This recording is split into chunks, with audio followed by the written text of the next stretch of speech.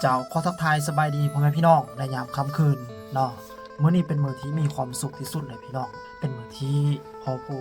ศิวิไลเพิ่นได้ปล่อยบทเพลงของน้องธิดาลาวออกไป6บทเพลงด้วยกันพี่น้องมักเพลงใดมักลำก่อนใดคอมเมนต์เข้ามาบอกพ่อซ่อนได้เด้อเนาะส่วนพ่อซ่อนเองก็มีก่อนลำที่อยู่ในใจหั่นล่ะ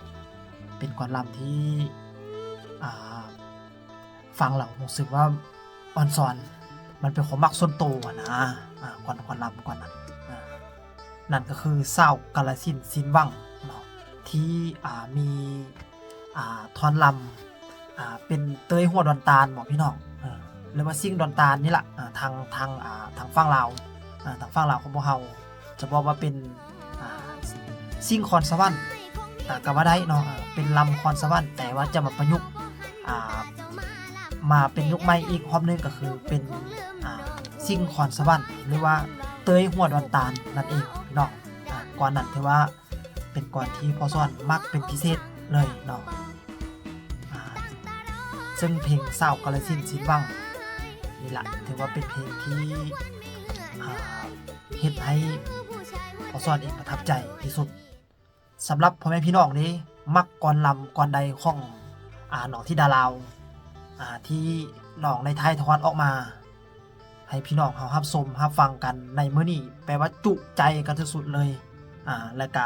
ยอดวิวก็ถือว่าไล่กันมาต่อเนื่องเนาะถือว่ายอดวิวนี่ถือว่าพุ่งกระจุดกระจายพอสมควรพี่น้องก็ถือว่าในระดับที่เกินคาดเนาะเอาล่ะพ่อแม่พี่น้องเนาะพอซ่อนสิมาอัปเดตยอดวิวสู้พ่อแม่พี่น้องเฮาฟังเนาะว่ายอดวิวแต่ละเพลงได้จักวิวแล้วตอนนี้พี่น้องติดตามไปนำกันเรื่อยๆเด้อเนาะถือว่าตอนนี้นี่เวลาประมาณ10โมงกว่าๆหรือว่า22โมง22โมงจังนาทีแล้วตอนนี้นี่22โมง6นาทีเนาะพอซ่อนกำลังสิมาอัปเดตยอดวิว6บทเพลงนี่สู้พี่น้องเฮาเบิ่งเนาะเริ่มแรกเลยเนาะเพลงเศร้านาเพราะว่ารักนี่เศร้านาเพราะว่ารักหรือว่าภาษาลาวก็แปลว่าเศร้านาเพราะว่าฮักนั่นแหละเนาะตอนนี้ยอดวิวไปที่22,960วิวแล้วพี่น้องถือว่าเป็นยอดวิวที่สูงสุดก่อนหมู่เพลงนี้แล้วต่อมาเพลงเศร้ากาลสินธุ์สินวังเนาะยอดวิวอยู่ที่15,733วิวและก็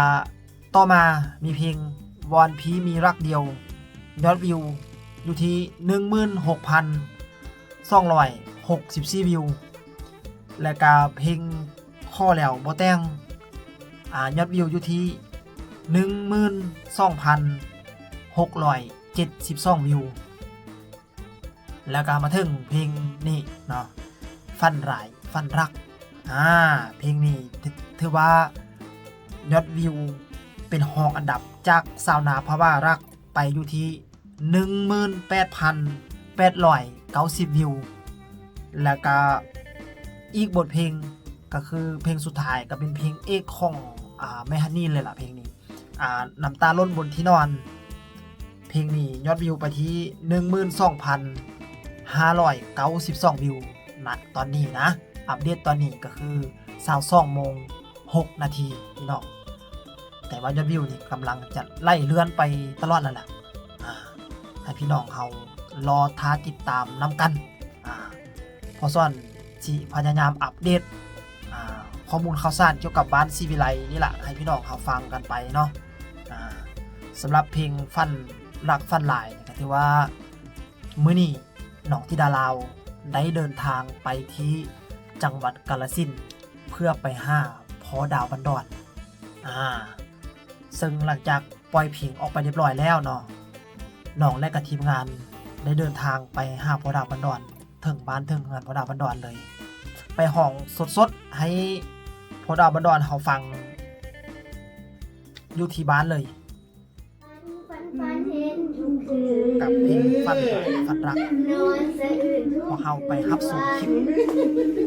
นี่พร้อมๆกัน มาเห็นซึมเป็นสาเลือมละหน้าสีฟ้า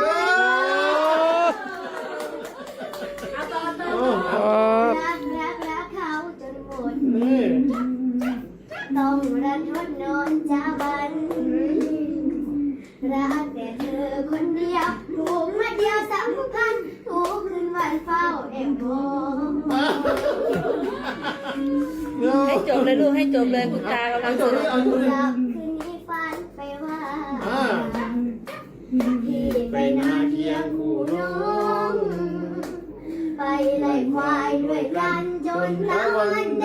งน้องยังแกล้งเดินวันหลับคืนนั้นฝันไปว่าพี่มันขาดเรื่อยๆแต่มันก็เป็นจริงมีผู้หญิงคอยเอาใจเห็นคนไม่ดีกว่าเรา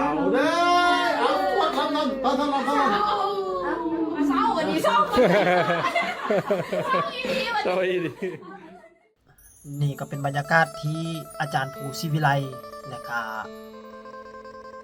ทางทีมงานบ้านศิวิไลเนาะบอกว่าจะเป็นทางน้องสายเคเพชรอนันต์หมอลำเคเพชรอนันต์แล้วก็แม่เจี๊ยบศิวิไลแล้วก็ผมโดยแม่พึ่งเนาะแล้วก็ทีมงานบ้านศิวิไลได้พากันเข้าไปหาพ่อดาวบันดอนไปกราบขอพรเนาะซึ่งภาพบรรยากาศตอนนี้ก็ถือว่าทางพ่อครูและก็พ่อดาวบันดอนเพิ่นกำลังเป่าหัวและก็อวยพรให้น้องธิดาลาวให้ดุ้งให้ดังหั่นล่ะพี่น้องนี่เป็นบรรยากาศที่น่าอบอุ่นที่สุดเลยสิ่งที่ลืมบ่ได้ก็คือบุญคุณของครูบาอาจารย์ผู้ที่เพิ่นได้มอบบทเพลงนี้ให้กับน้องธิดาลาวได้เอามาสานต่อสืบต่อจากบทเพลงที่เป็นอมตะของหมอลำที่เป็นตำนานพี่น้องเห็นบรรยากาศแล้วก็ถือว่าเป็นน่าประทับใจนับน้องธิดาลาวพี่น้องที่มี FC แฟนคลับโดยเฉพาะกับแม่นผู้แต่งเพลงนี้เนาะแต่งเพลงแต่งก่อนลำนี่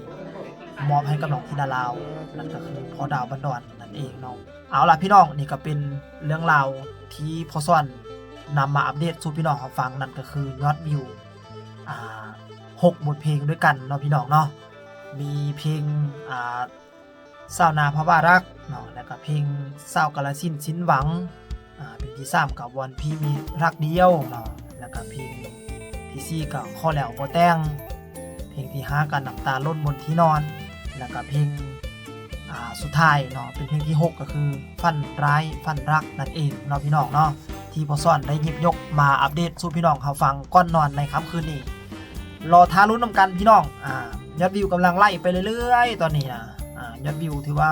กำลังขึ้นกำลังพุ่งเลยกับว่าได้ยอดวิวกำลังดีซึ่งอาจารย์ภูศิวิไลเพิ่นกับปล่อยออกมาพร้อมกันรวดเดียวเลย6เพลง6ก่อนลำเลยให้พี่น้องครับชมรับฟังกันแบบจุใจไปเลยนะพี่น้องนะครับคืนนี้อย่าลืมไปปั้นวิวไปเบิ้งยอดวิวอย่าลืมไปปั้นวิวไปฟังเพลงของน้องธิดาลาวเสียงแต่ละเพลงนี้โอ้ยธรรมดาพี่น้องเห็นคนหอมลุกคนหกหองอีหลีสมสายาว่าเป็นหมอลำหน่อยแท้ๆพี่น้องทางประกอบผสมประสานทางดนตรีทางมีดนตรีสดแน่นอนจากอาจารย์ตั๊ดพุทธวะที่เพิ่นได้เสนอโตมาใส่เสียงดนตรีสดๆให้กับน้องธิดาลาวใน6 บทเพลงที่มีคุณค่านี้เนาะและก็งานนี้ยกเครดิตให้ทางอาจารย์โหน่งสานนท์เนาะผู้เฮ็ดดนตรีเพลงนี้สุดยอดอีหลีถือว่าบ่ธรรมดาพี่น้องสายาของเพิ่นก็คือมือทองสมองเพชรที่อาจารย์ภูศิวิไลเพิ่นตั้งสายาให้กับอาจารย์โหน่งสานนท์เนาะพบกันใหม่ในคลิปหน้าเนาะสำหรับคลิปนี้ก็คอยทานนอนหลับฝันดีมีเงินใส่อย่าเจ็บอย่าจนพี่น้องปนนี้ปนสิ้นกันเบิดทุกคนสบายดี